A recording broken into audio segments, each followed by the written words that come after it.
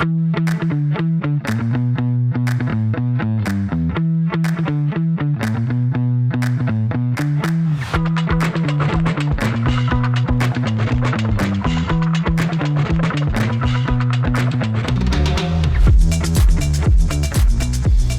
right, welcome back to another episode of Unpacking Life with the box and the basket. Ta-da! Is that your basket? Yes. I feel like you change it every episode. I think I Always a created one too. surprise. You did a box like this.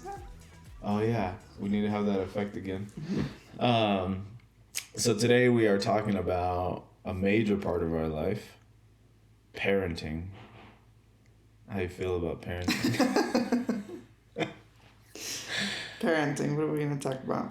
Tips, tricks, struggles, Yeah, we life got with kids. some hacks from some friends of ours, and it's funny because they all are about the same thing in a way. Just being a parent in general. We have a lot of friends that don't have kids, and those Would you say fuckers that always we hit us up. have more friends that have kids or more friends that don't have kids? I think we have more that don't have kids. I think the other way. You think we have more that have kids? Yeah, But who do we hang out with more? people don't have kids. I think it's about 50-50 because we split our time between like two main groups. One group has kids, the other doesn't. I guess. Ish. I just feel like because we're more at the kids' sports, when we see them there, so I feel like I see them almost every day. Like That's true. when we go on vacation, I don't see them for a week. I feel like I have withdrawals of talking to other parents. I know. But yeah, parenting's hard. So we're just going to talk about... It's going to be a therapy session for us. You can listen or you can... Watch our last videos because I know you didn't watch all of them. No, but parenting's hard, especially when you have multiple kids. Trying to find the balance between each one. So obviously we have 3 kids, 14, 9, and 5. And each one, I feel like we have to parent different. Our oldest has always been like big old teddy bear. Like if he gets in trouble, parenting him is fairly easy. I just look at him, just give him like a stern look and stern voice and tell him that he messed up, and then he'll start crying. And he Don't put him out on Front Street like that. Dion, if you're watching, we love you, dude. we love you. Just toughen up. And then Aubrey, she is our... So we have boy, girl, boy. Yeah.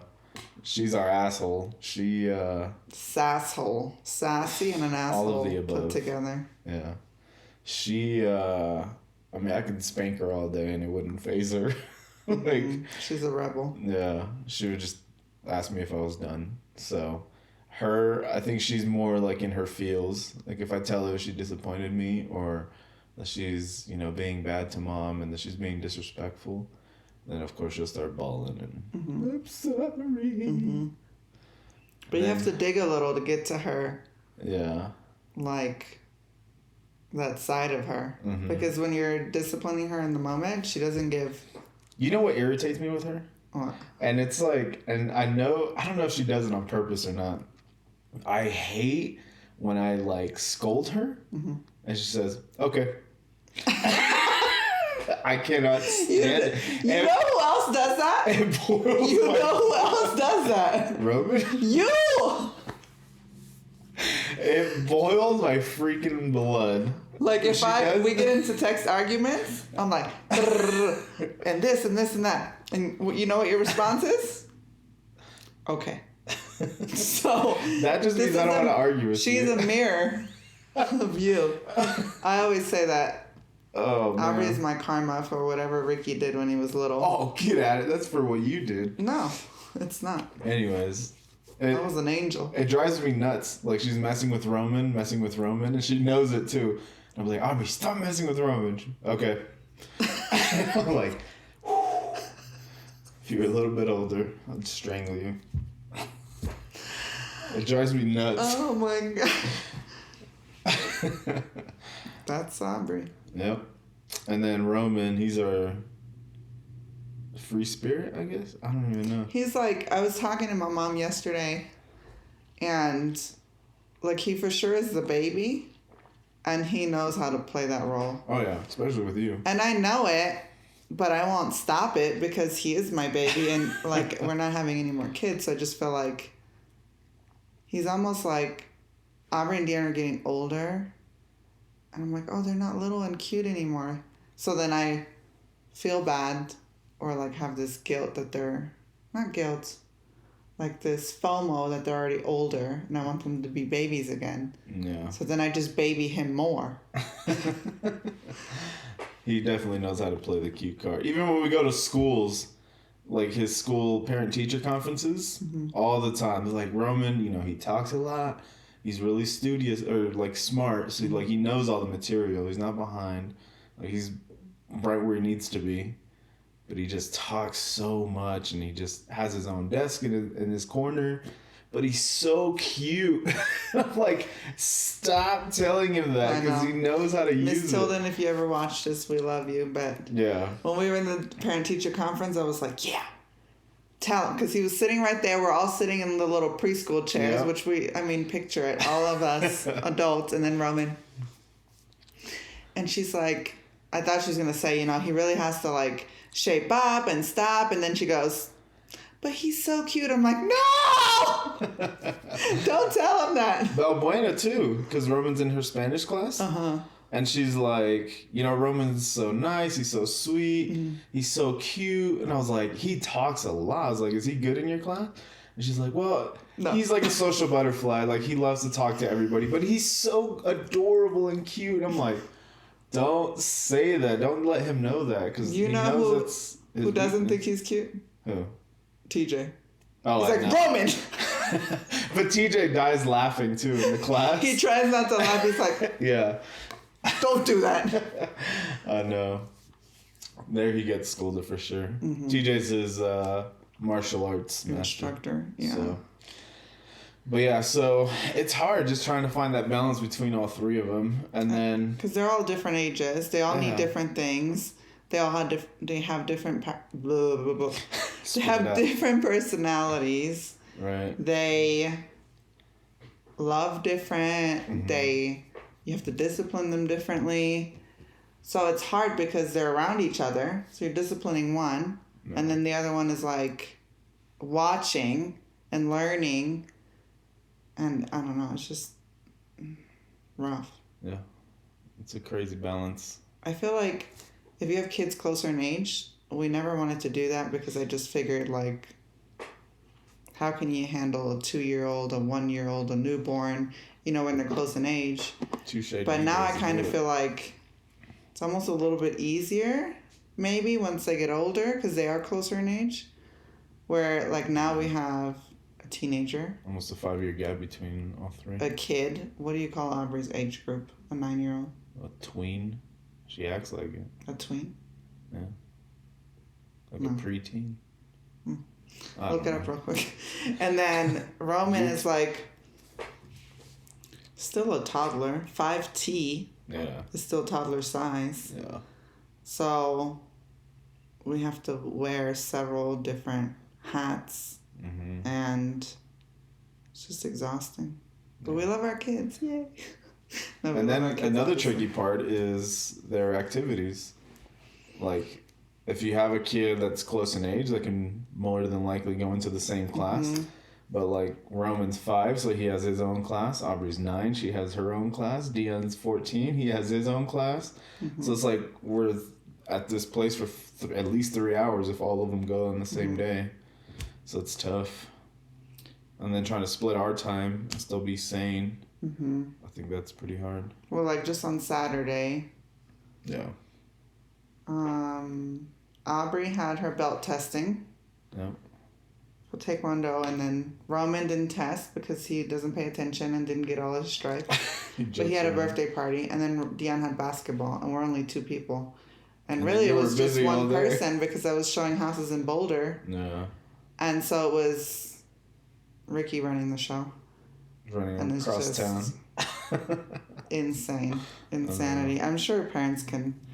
I mean, just one kid, taking them to all their stuff, and it's exhausting. But and then once Dion goes to high school, he's gonna have all of his high school events and ROTC events and whatever sport he feels like playing that semester. Yeah, should be fun. Yay! I mean, it is fun. Yeah, and then go ahead. I try to remember. It's. What do they say? The years are long, but the something is short. You should have Googled it before we started. Stand by. Please speak. But yeah, it's just a hard balance trying to find that discipline and be fair with the discipline and still raise a decent human being. So I guess we'll talk about what we do with our kids to help them succeed. I know we've talked about the finance and stuff like that, and we'll talk a little bit about it because one of the ones that my friend sent me. So we did. I fully agree with it or not, but but yeah. So we want to have kids that believe in themselves, that are independent to a certain extent, but also be able to help or ask for help or know when to ask for help. I know respectful members of society. Yeah, and everybody we talk to, teachers and that parent that took Dion the other day. They always tell us very nice kid, respectful, they had their manners, and I guess that's all we can ask for when they're out of the house and away from us. We can't just smack them and say, "Hey, say thank you." So I just hope that they're doing that stuff outside of the house. But back to the point of them being independent, but also knowing when to ask for help. I feel like I try when Roman or Aubrey or any of them are I can't find the remote to the TV. I'm oh, that sucks. I don't try to give them the answer unless they ask. Or Dion with the basketball money. For 2 days, he wouldn't ask us for money, but, oh, that's tough, man. There's no snow outside, so you can't go shovel driveways to get some more money, huh? Just give them ideas of, oh, maybe I can work for it. Or I can just ask mom and dad and see if they'll help me out. Yeah. So just trying to give them tools to, I guess, be successful later on and knowing that they don't have to do everything themselves. Right. Because it's a fine balance of being independent and asking for help. Yeah. Where you're okay, you want them to be independent, but also you don't want them to be afraid to ask for help. And it's balancing that and several other things. Yeah. Is the tricky part when they're younger and they don't have a full understanding of what it's like to be an adult. And you can only explain it so much for their age range. Yeah, of course. So. And we always try to give them age appropriate chores and stuff like that, where Aubrey's starting to do the dishes where Dion was doing them for a long time. I mean, she's just loading and rinsing stuff off, so it's not too crazy. Roman, he does them when he wants to. He's a little turd. Yes. But what's your number one motto or thing that you tell the kids? I already know. What is it? That I tell them or that you tell them? That you tell them. Closed mouths don't get fed. Yeah. It's true, though. You have to speak up. Yeah, if you don't ask for help, then you're not going to get help. Yeah. I had to learn that and, learn how to, especially delegation, where you're running something yourself. There's no reason why you can't ask other people to help you with that project. Unless it's a completely solo project and that's what you're getting paid for. But, even doing our podcast, we both have, our routine and stuff that we have to set up and stuff that we have to do. And I don't mind asking you for help, just like you don't mind asking me for help. And I think once they grow up and become adults, and I think they would be ready to kind of take that on. But even with their schoolwork, right? We tell them, go do your homework. And sometimes Aubrey will come down and be like, I don't know this math problem. I'm oh, that sucks. Hope you figure it out. She won't ask. And unless she asks, I won't help her. Also, she's very, She has her days where she's not very resourceful. Yeah. Where she'll like, well, I looked at it and it looks a little bit hard, so Right. I'm just gonna. Can you help me figure it out? Yeah. We're like, no, at least try Yeah. to figure it out. Usually when she does that, I'll tell her, like, even if she asks me for help, but I know she hasn't even read the problem, I'm like, go try it. Try to do it first. And then if you can't do it, then come and ask me for help again. Yeah. And then 9 times out of 10, she does. She's like, I remembered how to do it. And then she does it. But where Dion, he won't even ask. Yeah. He'll just try to figure it out and he'll spend hours. Like he did that project. Yeah. For like 10 hours. Well, Well, he had that shit for like 2 months. Yeah. He waited till the last minute. Yeah. And then he was trying to figure it out. He like had to build some kind of like chain reaction. And like move it was like a this mechanical arm made out of cardboard. You remember? Mm-hmm. Well, so you'd pull some syringes and it would like move a finger. No, that he did good with. I'm talking about. Oh well, no, he did need something. Yeah. But I'm also talking about the one where he went down the stairs. Oh yes. It took us. The domino effect one. Yeah. And then. And I knew what he had to do the whole time, but he would not ask. Mm-hmm. Then I, of course, like. Lost my your shit. helicopter blades came out. And I started helping him, and we couldn't figure it out. And I'm like, come help us! And then within 5 minutes, we had it figured out. So, like, those 2 hours. Did we have it figured out? Well, you figured it out, no? Yeah. It was over eventually. It was very tedious. No. So, ask for help if you need help. Mm-hmm. What's your motto? I just don't want them to lie. Yeah. And what is my motto? My dad always told us that can't is not an option. Like, you can do anything that you set your mind to. Yeah. That and just them, like, it's better to tell the truth. Mm-hmm. You're going to get in less trouble than if you lie and then we figure everything out because we're parents. So. I've told the kids that too. Mm-hmm. Like, just tell the truth. Mm-hmm. Like, if I find out the truth, apart from you telling me, it's going to go a lot worse than if you just be straight up and tell me the honest truth to begin with. Sometimes we won't even punish them if they tell us something and they tell the truth. Right. Just because, like, it is important to us and we want to build that. So if they're... It's a fine line because then you can't be like, well, I'm just going to mess up real quick and draw this wall and then I'm going to tell and I'm not going to get in trouble, right? Yeah. So, like... But sometimes if it's, like, something insignificant, like, then I'm like, okay, you told the truth and you're not going to get in trouble. But... This time. Like, be careful next time or whatever. Yeah.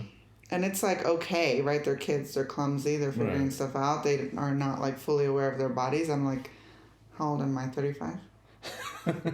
And I'm not fully aware. I mess up all the time. And it's okay to, like, spill something or mess up or get a bad grade. And I tell the kids all the time, like, there's always going to be consequences. Whether you do the right thing or the wrong thing, there's always consequences to every action. But sometimes you just have to face those consequences. So even if you tell the truth, you're probably going to get in trouble. But it's not going to be as bad as if you lie about it. Yeah. And then tell the truth. So a few things that people sent us. We asked some friends for some of their, like, favorite and top parenting hacks that they swear by, that they like. And we picked a few out. But all of them, like 90% of them, were all pretty much about the same thing. And it's all surrounding electronics and tablets and video games. Let's go back to the 90s, please. Yeah. So, the first one is when you shut off the screen time 30 minutes before bed. So our friend Michelle said that she gives her kids 2 options. They can either read a book for 30 minutes before bed, or they can play an educational game on their tablet for 15 minutes before bed. So, how do you feel about that one? I feel like you have to trick them, right? Like, if you do the right thing, you get to stay up longer. Yeah. If you do the wrong thing, you're going to have to go back to sleep. Not that electronics are wrong, but Yeah. it is like we're in a society of like everybody's on their phone. I was also talking to my mom about this yesterday. She was saying that the other day they went into a restaurant and usually it's like loud and everybody's talking and it's a different atmosphere.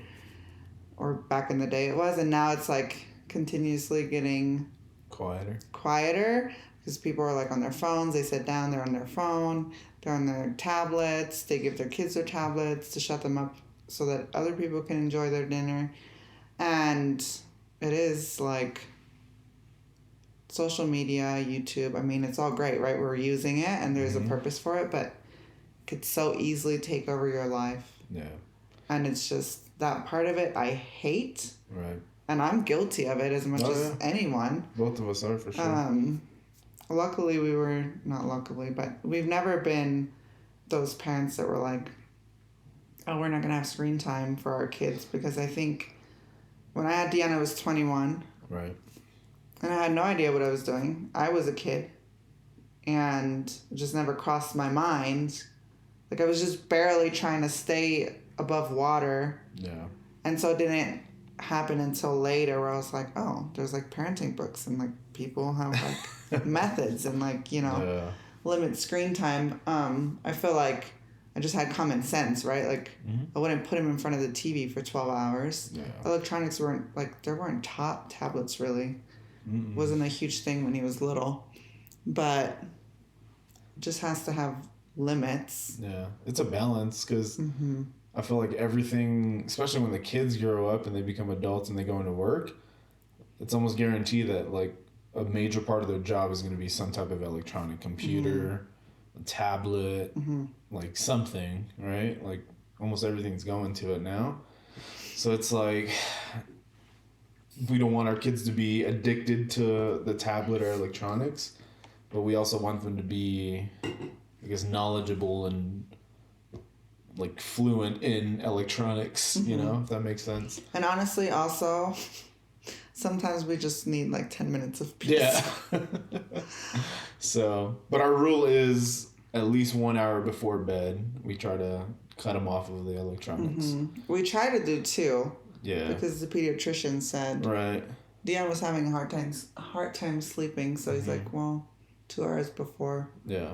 So we try to like an hour before just to like go read a book, go color, go lay in your room. Like, I don't care, just away from me. Yeah. So, but that's a good one. The other one that we actually do too is just setting time limits on their phones. Well, Dion's the only one with the phone, but, or even on Aubrey's tablet, we have timers where after like 8 o'clock or 9 o'clock, like they're done. So if they want more screen time, then they have to request it. Yeah. And that's, I don't know if those weird cheap Android phones have them, but Apple does for sure.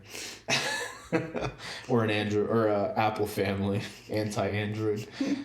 So, but yeah, so like when the kids have sleepovers at their friends and they take their tablet or their phone, we always get like 20 requests from different apps. And I always decline it because they're like, you had a sleepover with your friend. Why are you on your electronics? Why did you even take it to begin with? Right. Like, yeah.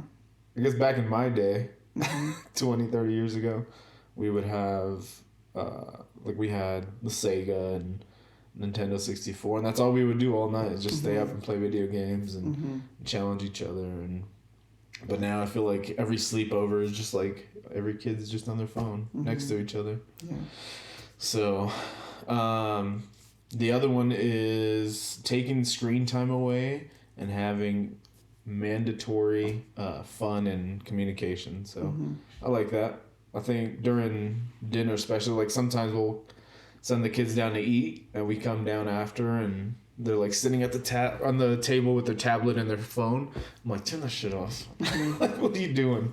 Like, eat your damn food and then you can go back on it. So, especially when we have like our family dinners, there's like no electronics. We put our phones away, and Roman always starts off the conversation.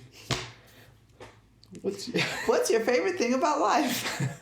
So we always try to have that mandatory, and I call it mandatory fun. In the military, they always have these mandatory fun days. So you have to show up like on a Saturday or whatever your day off is, and they're having this, and it's like a mandatory fun picnic. It just sounds stupid, but if you don't want to have fun, we're gonna force it on you. Yeah, so that's a good one.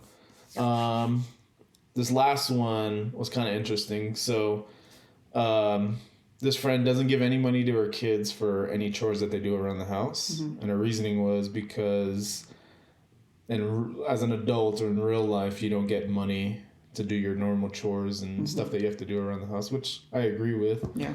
But I feel like you have to balance that money management along with that. Like our kids get money for chores. If they don't do the chore and stuff, then they lose out on that money. But I think our purpose of doing it is so that they have like an income source of their own. And it's not much. It's like $5 and $10 a week. Roman doesn't get any yet. Yeah. Because he's only 5. So it's not like a crazy amount. They're not getting like $50 a week or anything crazy. But I feel like having that money or that incentive for them to do their chores and that leverage for us to be like, hey, you didn't do your chores this week. Like, you're not going to, or I had to remind you, like, you're not going to get paid this week. So I think it incentivizes them to actually learn how to work for money. And they do other stuff too, especially during the winter. They go shovel driveways or try to do stuff for donations. Yeah. So we always tell them, like, don't ask for, $20, $30, $40, like nothing crazy. Just shovel it. If they come out and give you money, great. If not, then too bad. Whatever they give you, just say thank you or whatever. If they just say a thank you, just say you're welcome. Like, you did a good deed today. So they know the value of the dollar. And I'm sure she does other stuff with her kids for money and stuff like that. But I think that's just an easy way for us to kind of teach them about money. I get both points, and I try to explain to them, like, listen, in the real world, if you're not doing anything, if you're not working, then you don't get anything. I do see, like, you have to clean your house, or you should, right? Like, pause this video and go clean your house if you looked around. Like, I clean the house, you clean the house. We don't get a reward for it. Right. I mean, I do get rewarded. Like, it's inside of me. Yeah. I'm like, oh, now I can relax. Right. But I mean, she has a point. Or he. Yeah. Makes sense. But I think we're just so used to it that. Yeah. I'm more worried about, not worried, but I want them to have money management skills. Right. And I feel like I already damaged them enough with my like OCD stuff. Yeah. So, which funny story, when Dion was like 4 or 5, I knew I had like messed him up a little bit because he started color coordinating his Legos. Yeah. And then for Halloween, he would like dump his candy and categorize the candy by like different types. Yeah. Now he just eats it all. Yeah. But the hardest thing about parenting in a marriage, I think, is putting, at least in our family, is putting myself and Vanessa first before the kids. So this might go against the grain, but the way we've seen it and the way we've talked about it is we love our kids. I would die for any of them. And we wish them nothing but success. But at a certain age, they're going to leave the house and I'm still going to be stuck with this woman. Stuck? So use another word. Cut. I'm still going to have the privilege of being married to this beautiful woman right here. So it's like, I still want to be happy until we get to that point where the kids move out. So we still have that great relationship rather than, and whatever your decision is, it's on you. But some people put their kids first and everything's for their kids, and they live their whole life for their kids and not their spouse. And then when the kid leaves, you're stuck with this person that you barely even know. Because you both have just been parenting. Yeah. And nothing wrong with that. Like, maybe you can build that off of that. But for us, I feel like we've always had to have our relationship good and both of us be happy in order for us to be good parents and make the kids happy. Well, I feel like in general, you should just, like, in anything, in a relationship, a job, like, it starts with you. Yeah, for sure. If you're not happy, you can't make someone else happy. You can't be a good parent. You can't be a good employee. You can't be a good friend, sister, whatever, if you're, like, can't figure out what drives you and what makes you happy. Yeah. I feel like that's, like, a lot of times the problem. People look elsewhere, like, this is the problem. My kids are the problem, this. Yeah. But really, it's like, okay, work on yourself. Why are you stressed out? What is making you unhappy? Yeah, if you're not happy, you're not going to be able to make anything or anybody else happy. Yeah. For sure. I think it depends, too, on, like, what age you are when you have kids as well. Yeah. I feel like we were pretty young. If you're older and then you have kids, it's like a different, I don't know. They parent different, and I do think they are different parents because they did, like, for me, I don't remember living a life without kids ever. Like, I went from being a kid to being a kid with a kid. So I never had, like, I lived on my own. I was independent for 10 years. I had an apartment to myself. I didn't. Here we go with your apartment. I didn't date necessarily. So it's like a whole different, I didn't travel the world. Like, I do everything and have experienced everything. Right. With a kid around. A kid. Yeah. So I feel like if you're, like, now in your late 20s, 30s, and then you have a kid, I almost feel like I don't relate to that as much because I don't really know what that is like. No. Which is... That's fair. I mean, parenting is parenting. You do relate on levels, but it's just a different type of... Yeah. Because I think we kind of did it the opposite of what I guess the norm is nowadays. Because I feel like now... A lot of people are in a relationship, they get married, they travel, they live their life, and then once they're in their, like, mid-30s, they start having kids. Where us, we had, you know, the kids first, and then marriage. That's another topic. Just Aubrey. Yeah. And then... But I feel like the conversations we had before... We're always like, I'd rather get the financial responsibilities and the kids all taken care of, and then us make money where when the kids are on their own, we can travel with no worries. So.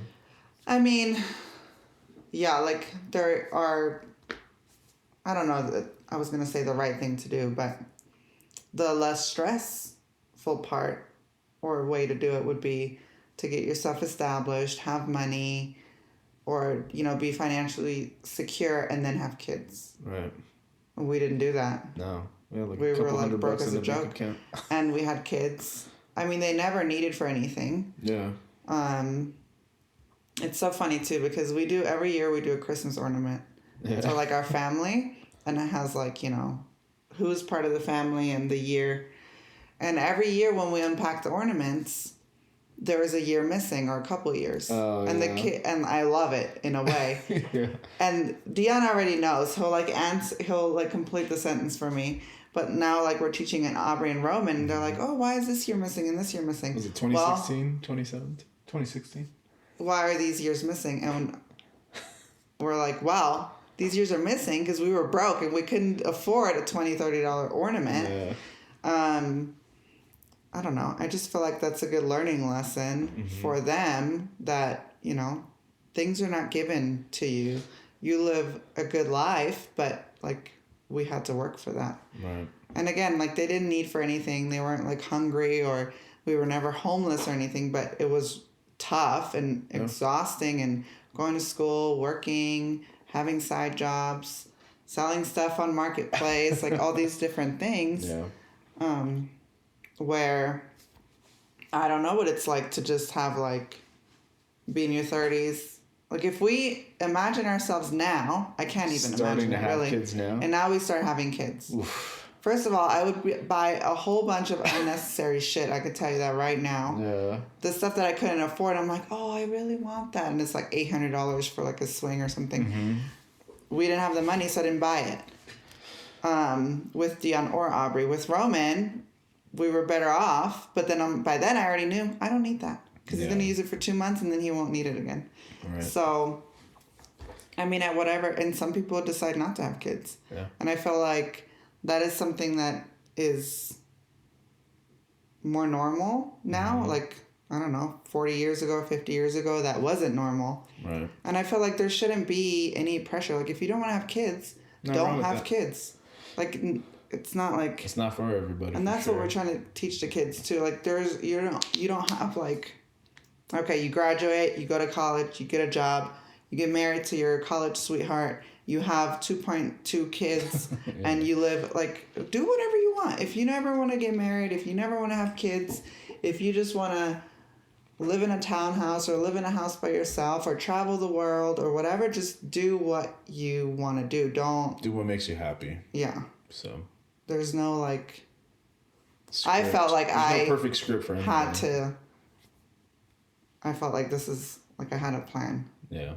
And I implemented it a little bit too soon, but it was like, okay, well, when I wasn't with a guy, I was like, well, I need to find someone. Yeah. And I don't want Aubrey to feel like that. Like, same. That's a whole nother podcast topic. Yeah. Dads and daughters. But brace yourself. If you have any tips for this guy, let me know, please. No, but parenting's tricky. It's hard. We've been going through it 14 years, and I don't know any other way. Yeah. So do whatever you feel is right for you, for and your kids. Family. Yeah. And as long as you guys are happy with that decision, then so be it. Mm-hmm. But we appreciate y'all watching. Thank you so much for listening, watching, however you're getting our content. Mm-hmm. Don't forget to like, share, and subscribe. Leave a comment, please. Not mean ones. Like, I really get upset, guys. Them all. That's fine. Yeah, we'll see you on the next one. Thanks.